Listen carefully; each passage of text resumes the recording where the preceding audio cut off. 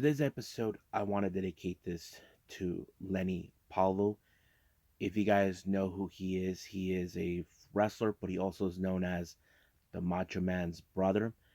I did not know much about him until I saw All in 2018. If you guys remember the infamous Super show that was produced by Cody and the Young Bucks back then, the precursor to AEW.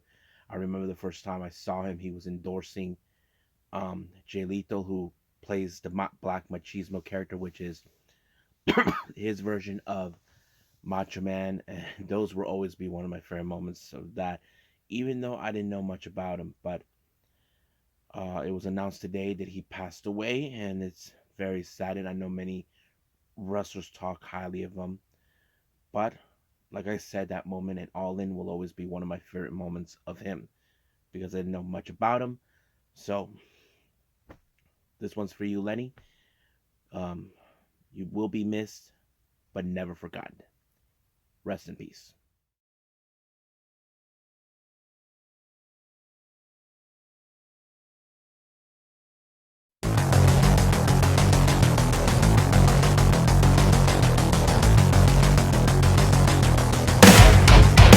Are you ready? Get up, get up! Get up, get up! Get up, get up! Get up, get up! Get up, get up! Get up, get up!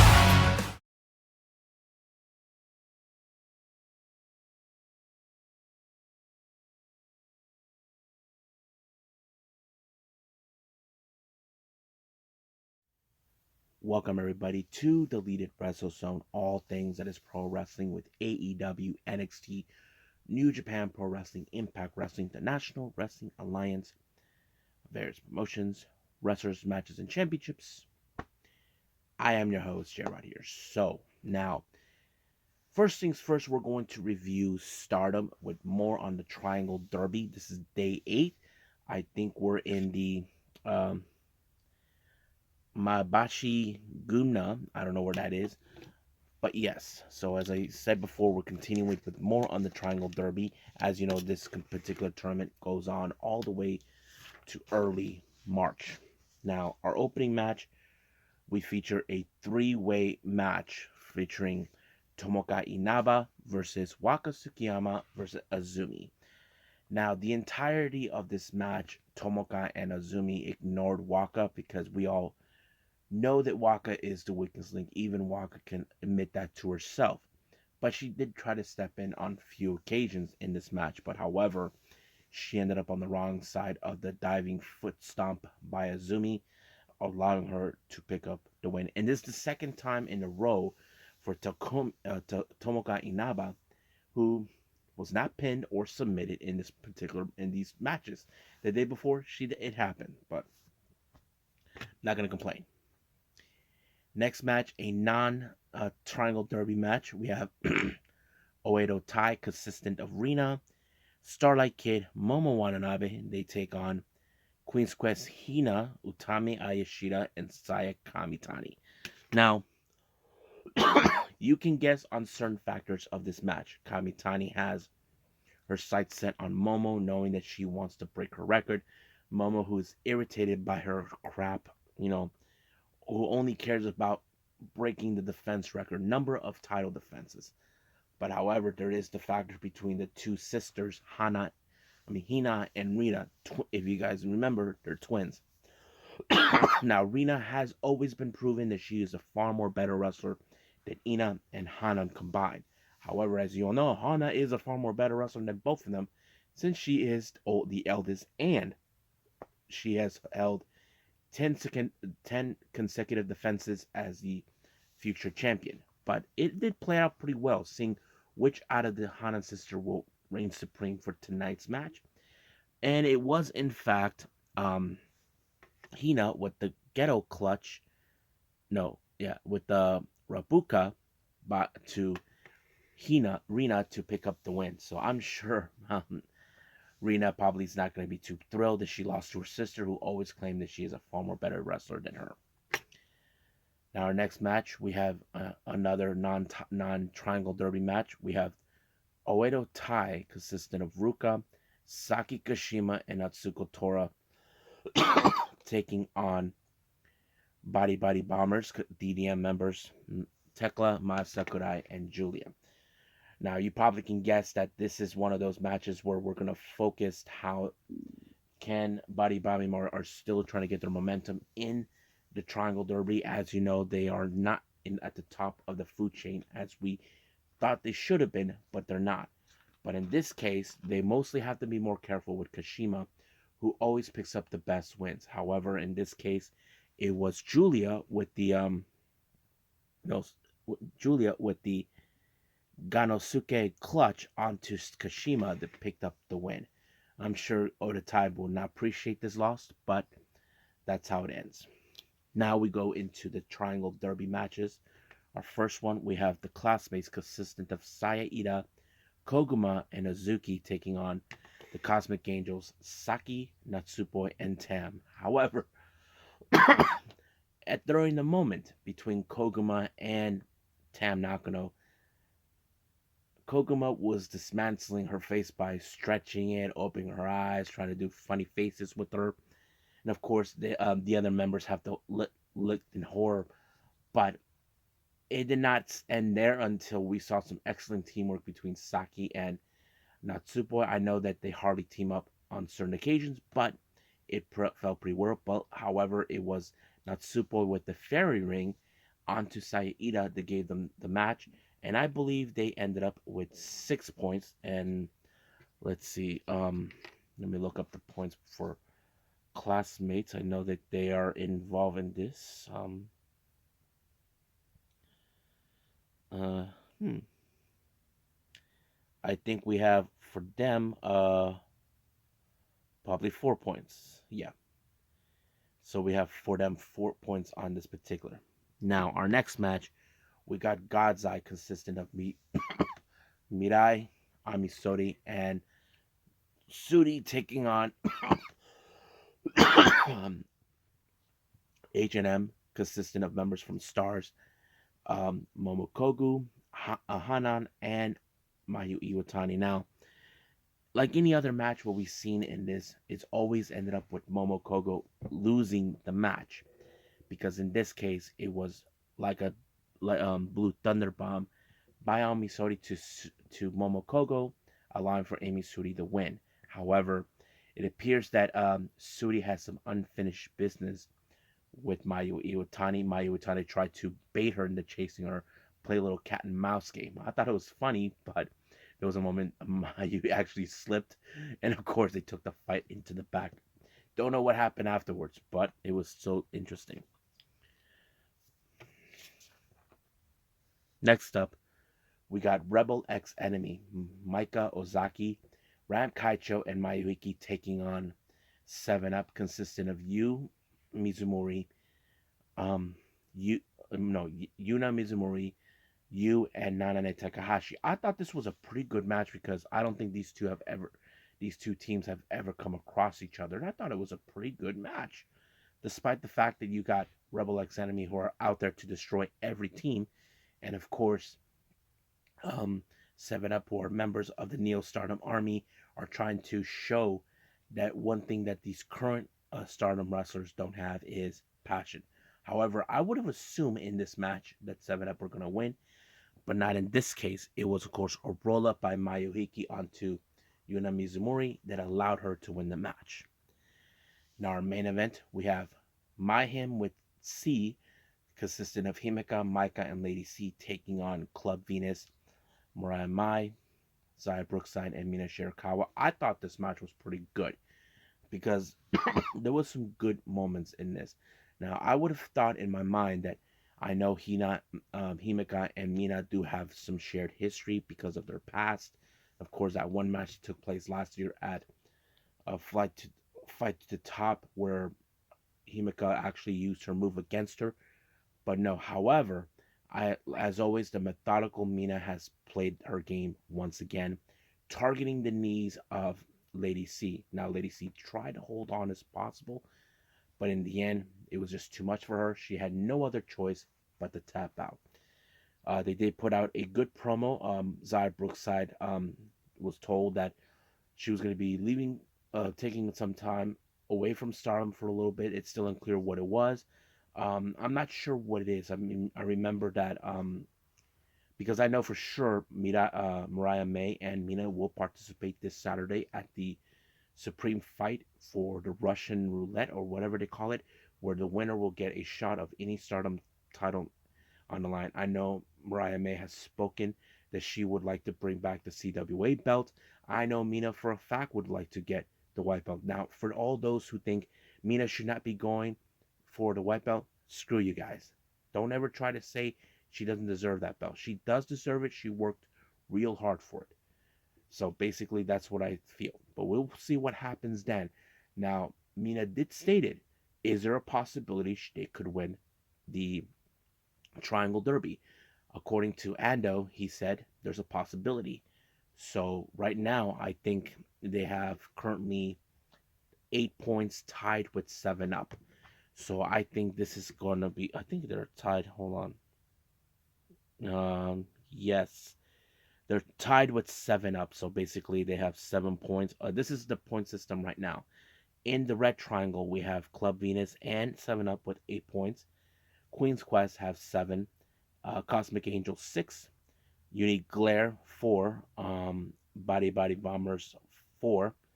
And of course, H&M have 0. Now for the blue triangle, God's Eye 9. Prominence 8.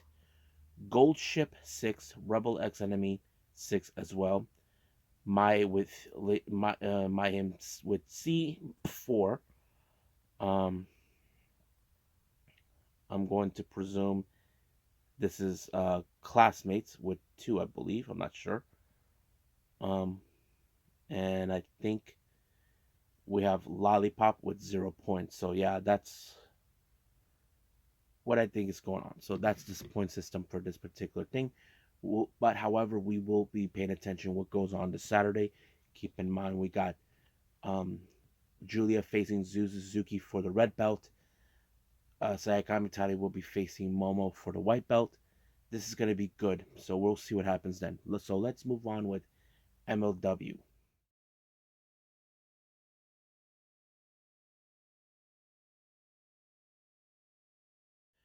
Okay, MLW Fusion 165 opened up with the Samoan SWAT team consisting of Juicy Finau and Lance Onoe taking on the stage now. However, no, they made it clear that there's no team that's willing to face them. However, an old team we are familiarized with, the full-blooded Italians, or as we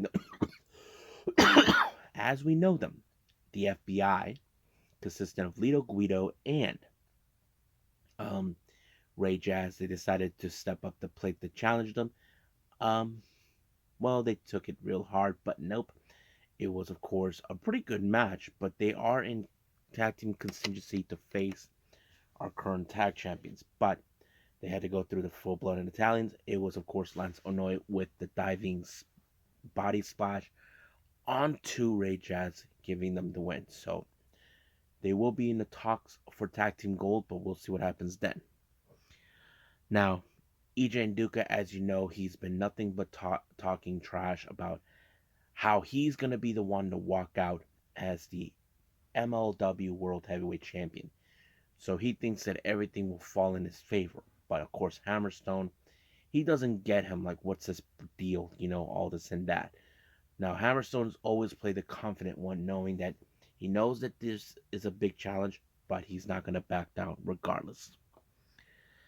Now, Davey Boy Smith, along with his cousins, the Billington twins, the Billington brothers, they're showing techniques on submissions.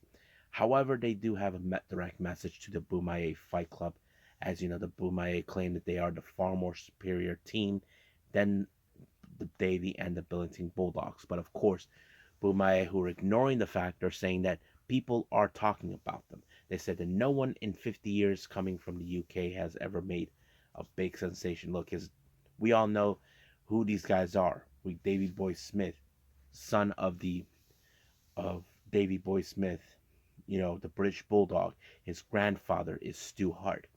And of course, we got the Billington Bulldogs. They are the nephews of Dynamite Kid, who passed away, not, I don't know when, but it kind of fits in. But of course, they think that they're going to walk out as the true victors.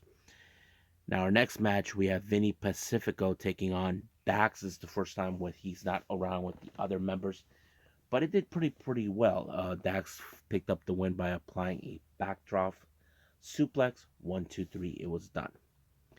Tail Valkyrie, as you know, she's looking great, knowing that she is the MLW Featherweight Champion.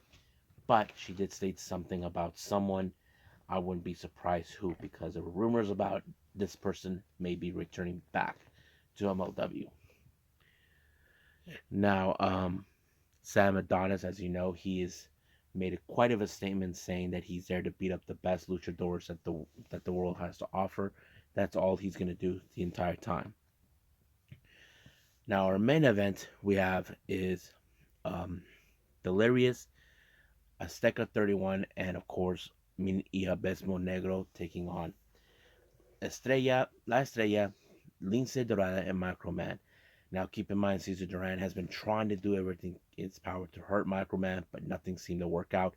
But there was a moment where Delirious shoved Lince Dorada to Estrella. Now, Lince pleaded his case, telling him that he had nothing to do with it, but Estrella walked off. I don't know if that was part of Caesar's plan, but it did not work one way or the other. Basically, it was Lince Dorado with the 450 splash onto who was it? Onto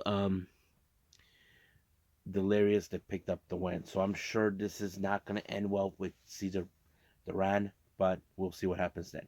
So I think that's pretty much it right now with MLW. I believe it's time for Impact Wrestling.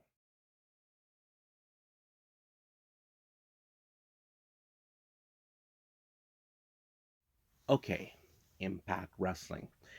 I have to say, what an amazing opener. We have the Bullet Club consisting of Ace Austin and Chris Bay taking on Kushida and the Jet, Kevin Knight. This match was unbelievably good. I did love everything about it, but I'm sure this is one of those matches you know for a fact is going to play out for a tag team title consistency, and that is something that we know it could happen. However, I was impressed where there was a moment where Kevin Knight was about to jump off the springboard, but however, Chris Bay caught him and landed right at the edge of the apron, and of course, it ended very, very great with it, the 1-2 sweep, with the finesse, and then of course the fold, and then of course Bay picked up the win by pinning Kevin Knight. So, like I said, this match does play out pretty well for a tag team title contingency, so we will see that hopefully in the future for them. However, the design, as you know, they were not too pleased how things ended last time with Sammy not winning the the Golden Six Shooter. However, he did stated that they got to win the 8-man tag match that is the main event later on today.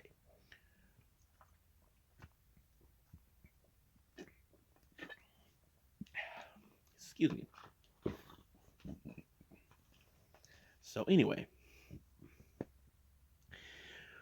oh yeah, if you guys know this person, Steph Delanders, or formerly known as Persia Parada, will be making her Impact Wrestling debut. Now, if you guys remember, she was let go from WWE last year, and now she went to now goes by this name, Steph Delanders. I can't wait to see her. But however, I'm gonna spoil this just a little bit. There was an interview with Jordan Grace talking about how, of course, Mickie James rebuked the fact that that Jordan said that she made her tap, but she's not too worried about that. She knows she has a rematch, but the one thing she did state it that she wants to be in a match against her next week. So that is something I definitely would like to see. So we'll see what happens then. Now, our next match, we have Giselle Shaw along with Jai Vidal taking on Savannah Evans. Now, we all can see the story played out with Giselle Shaw saying she is the cause of many problems with tag teams, especially the things that she went through, not to mention causing things with Chelsea, saying it was Chelsea, Tasha, and all this other stuff. But however, she faced against Savannah Evans. But of course, it was a distraction by Jai Vidal that gave Giselle Shaw the opportunity that she needed until she applied a knee strike onto Savannah Evans, giving the match. However, during the post match comments, she did put the entire women's locker room on notice, saying that the spotlight is now hers. Now, Kenny King, as you know, he acts like he thinks the world should just talk about him. We all saw what happened in that pit fight that he had with Mike Bailey, but he feels people needs to shut up about this person and that person and just talk about him. However, apparently Johnny Swinger decides to teach him a lesson, but of course, Kenny King asked for this match. He even asked the director of authority for that, but of course he did. However, while that was happening, Santino Morello, once he approved Kenny King of his match with Johnny Swinger, here comes Macklin. However, Macklin, who's not to the idea that he did not get involved in the Golden Six shooter. However, he Santino Morello did stated that he is going to be involved in a four-way match to determine a number one contender for the Impact Wrestling World title. So of course, Macklin, who's like, great, there ain't any other people I need to go through. So that sort of sets it in. Dirty Dango comes up, and of course, Dirty Dango will be involved in the quantify matches for that particular match for the four-way to become number one contender. So that's pretty much what we do know. Now, our next match, we have Crazy Steve with Black Toulouse taking on Sheldon Sheen. I have to say, I wasn't too pumped because I figured too much that since I don't know who Sheldon Jean that much, I mean, he did show up last week, but Crazy Steve picked up the win with Belladonna's Kiss. But out of the blue, here comes Trey Miguel with a bottle spray, with a kind of spray paint, tried to tag Steve, but he did it himself once again, proving what a sicko he must be. So right now, Trey Miguel is a little worried, but we'll see what takes place for him in the future. Next up, we get an interview. No, I already talked about her. Um, as you know, Bully Ray has been acting like a total jackass, going up in this and that, and then Mickey James trying to rain on his parade. Then she slapped him, and then of course, Bully put his hands on her, tried to hurt her. Then you got, the little bitches. I'm talking about Jason Hodge, and I forgot who's his other guy, and his sidekick try to help Bully Ray to put her through a table. But here comes Tommy Dreamer. However, the director of Authority, Santino Marella, made this match happen next week. However, Bully Ray is banned from ringside from ever being around. However, he also stated to Hodge and forgot who was his partner that if they don't play a little well in this match, then they will be fired in some ways. Now, a very interesting development takes place with Killer Kelly. Basically, something has happened. Now, Taylor Wilde said, we should be standing next to each other, not diagonally. And of course, the Death Dolls responded that they're going to play with them. So that's going to be a fun match to watch. Now, we do see the match between Swinger and Kenny King. This match, you can guess that this one fell in the favor by Kenny by applying the Royal Flush. But however, during the post-match comments, he did put the entire locker room on notice, that sort of thing. Now, Bully Ray for his past, how he likes to scheme through certain things. However, he seems like he has an interest in Masha Slamovich, since we know she'll be challenging her for the Knockouts World title. So we'll see what happens then. Now, Matt Cardona, as you know, he did not like the fact that what Joe Hendry did. He thought that this movie video is going to help him. Nope, it did not. It made it worse. And that sort of thing. So right now, they're losing their minds over this whole thing with Joe Hendry. In our main event, we had Josh Alexander, Frank Kazarian, Yuya Uemura, and of course, Rich Swann taking on the Design, Big Con, Alan Angels, and of course, Diener, alongside with what's his name, Sammy. This match was also chaotic, but however, it took the Cactus Driver 97 97 by Callahan onto Linstead, no, to Uemura, giving them the win. So that's pretty much what happened in Impact Wrestling. So we'll see what happens then. I think that's pretty much it. So let's just move on to news update.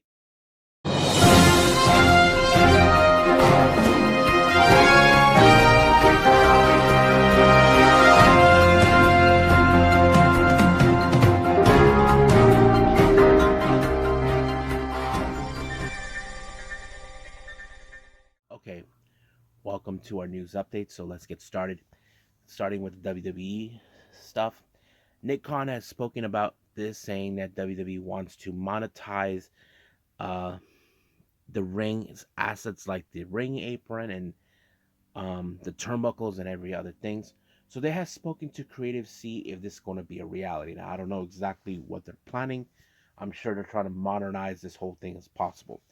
Now in relations to everything else, this one came into all over social media where people are saying that it's great to have Vince around, even though he's not making the big decisions. I don't know how I feel about that. I mean, I know for a fact Vince would love to get back to his throne and try to take control of anything, but we'll just see what happens then. Now, um, AEW, as you know, they are not in the streaming service, so now they're considering doing that with having streaming service, and most likely this could take place with the Warner Brothers Discovery. We just don't know when or what's the plan. So we will be standing by for this. Kota Ibushi had a very interesting interview with Dark Producer and Fusion, and I have to say he had some really interesting things that he had talked about. Let me pull it up real quick for all of you because I know I read it. Okay, um, how big of a part does your money play into your match selection and deals you receive from promotions? He answers, about money, I think it's very much unnecessary for me. The things I care about and necessary for me more important. I don't want to be in a match without meaning. There are there aren't a lot of matches without meaning, but I think I'll show up in places in the future that truly fully understands me. So basically, he seems more like he's not in it for the money. He's in it for like just displaying what he can do. Next question. Is AEW a promotion you would like to head out soon? Lots of my best friends are in AEW. The younger peers in Japan are growing up there. Nonetheless, I don't think going to AEW immediately. I want to have a school in Japan. Once I've been worked out, I'll I think I'll talk with AEW. Next question. Are you excited with your fight with Speedball Mike Bailey in Bloodsport match? The match with Speedball was an important match for my comeback. After 1 year and 4 months, I chose him. I'm really looking forward to it. And this ends. What kind of friendship do you and Takeshita have? Takeshita and I are close friends. Important junior. So basically, Takeshita is a good friend with Kota Ibushi. I wouldn't be surprised if those team up in AEW, but we'll see what happens. However, they even talked about Kota Ibushi with Risen, a sort of like an MMA promotional show, and he talks about Manny Pacquiao. So I wouldn't be surprised if he wants to have a match against him. So we'll see what happens then. Now, on this month, in the month of February, on the 18th, DDT has announced for a six-man international match. We have Kip Sabian making his debut, teaming with Chris Brooks and Hagen Shino, taking on Kazuda Iguchi, Yuki Inoi, and of course, Yuki Ishida. So that kind of sets it in. I'm looking forward to that too. Hopefully, I can see it. Now, a few days ago, there was a situation that took place in Ice Ribbon involving Yoshi wrestler Asahi, and this was the statement that was posted recently by Yappy. A few days ago, Asahi had been experiencing some trouble with her family. Her parents, worried that she not contacted them, came to the dojo. Not wanting to see her parents, Asahi locked herself in the room at the dojo refuses to come out. Her parents spoke through the door asking her to come out so they can take her home. Concerned over about the mental state, her parents asked the police for help, and the police came at the dojo, checked up on the situation. During this time, Asahi made an emotional tweet and immediately deleted it. But it initially, it has already been seen by some, therefore causing concern among fans and the industry. In the end, since Asahi is now an adult, all her parents could do is reiterate her intentions before returning home without her. Concerned for her mental state, certain members of the promotion stayed with Asahi to keep her company. This morning she was feeling much but more calm and currency. Regarding to Asahi's family troubles, there are different factors at play. We believe that it's not simple problem between Asahi and her, since her debut promotion has been supported as much as possible. Although there is only one so much we can do, we apologize for everyone. Now, the reason this whole thing has happened, there's been many wrestlers have been questioning, is she okay? I understand. I don't know what is Asahi's issues towards her parents. Is still no. I wouldn't be surprised if her parents are too restrictive or whatever. So, as you know, these girls stay at the dojo, train, and that sort of thing. We just don't know what's the extent to this. So hopefully she's okay, and hopefully that everything works out well for her. Okay, let's move on. Um, Keiji Mutoh has suffered a hamstring tear in both her legs, so that explains. We don't know if how well he's going to be in later on this month, since he is going to have his last official match against Naito. I did have my hamstring tear one time, and it's not pleasant, but hopefully he'll be fine. West Coast Pro for the West Coast Best Coast on the 4th. A new match has been announced. There's Los Suavecitos teaming up with Adrian Quest, taking on members of the Conglomerate and the Mystery Partner. Now, for our GCW updates, there's a long one we are going to do. First things first, for the Jimmy Lloyd 25th birthday on the 17th of January, Mike Bailey will be facing against Miedo Extremo. But however, Matthew Justice has been signed to appear in this particular event. Holy Screams on the 3rd of January, we have the GCW World Tag Team titles on the line between Los Macizos and the Spanish announce team. So that's going to be a good match to enjoy between those two teams.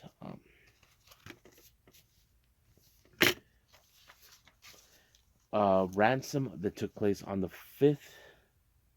On the 5th, we're going to have Mike Bailey versus Drew Parker. Now, these two have seen each other before. I don't know how this is going to go out, but I can't wait to see it. Josh Barnett's Bloodsport that takes place on the 30th of March. We have, of course, Johnny Bloodsport will be taking his appearance. So that's going to be interesting. For the culture, it's already been announced that Tuco Scorpio and Brian Keith are set to be in the match. Looking forward to that.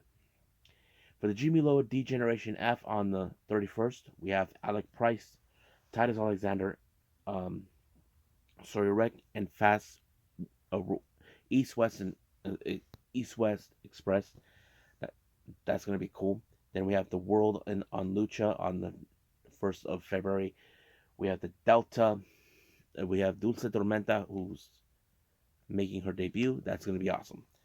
Now for Effie Big Skate Branch, it's already been announced. Effie, Ali, Dark Sheik, Kid Bandit, Fred Rouser, our current NJPW Strong Champion, and Boyle Lamar will be there. I think that's pretty much it what we have for our news update. So I believe it's time to call it a day. Enjoy this episode coming up. We got AEW Rampage and NXT Level Up. Haven't decided what other shows I'll be covering, but I'll get to those as soon as possible. So for now, I'll see you guys in the next DWZ time. Same DWZ channel. I must bid all of you adieu. So, goodbye. And have a nice day.